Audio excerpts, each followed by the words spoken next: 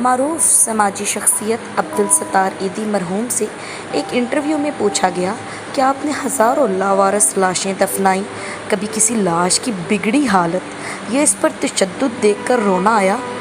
انہوں نے آنکھیں بند کر کے گہری سوچ میں غوطہ لگایا اور کہا، تشدد یا بگڑی لاش تو نہیں، البتہ ایک مرتبہ میرے رضاکار ایک صاف ستھری لاش لے کر آئے جو تازہ انتقال کیے ہوئے بوڑھے مگر کسی پڑھے لکھے اور کھاتے پیتے گھرانے کی لگ رہی تھی۔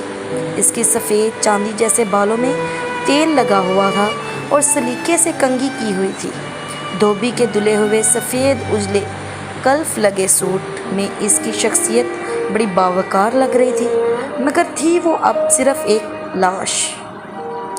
ایدھی صاحب پھر کچھ سوچتے ہوئے گویا ہوئے، ہمارے پاس روزانہ کئی لاشیں آتی جاتی ہیں، مگر ایسی لاش جو اپنے نقش چھوڑ جائے کم ہی آتی ہے۔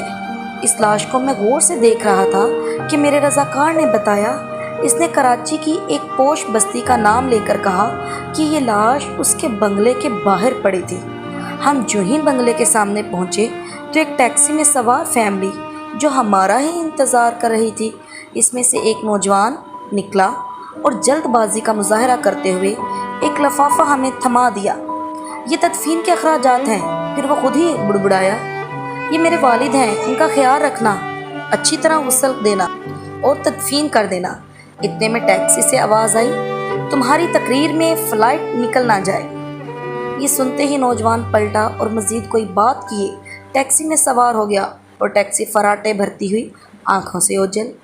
ایدھی صاحب بولے، اس لاش کے متعلق جان کر مجھے بہت دکھ ہوا اور میں ایک بار پھر اس بدقسمت شخص کی جانب دیکھنے لگا تو مجھے ایسا لگا جیسے وہ بازو پھیلائے مجھ سے درخواست کر رہا ہو کہ ایدھی صاحب، ساری لاوارث لاشوں کے وارث آپ ہوتے ہیں، مجھ بدقسمت کے وارث بھی آپ بن جائیں۔ ایدھی صاحب نے کہا کہ میں نے فوراً فیصلہ کیا کہ اس لاش کو غسل بھی میں ہی دوں گا اور تدفین بھی خود کروں گا۔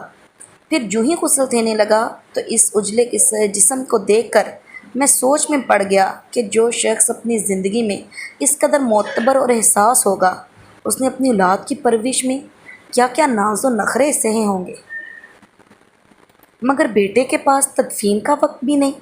اسے باپ کی قبر میں اتارنے سے زیادہ فلائٹ نکل جانے کی فکر تھی، اور یوں اس کی لاش کو غسل دیتے ہوئے میری آنکھوں سے آنسو چھلک پڑے۔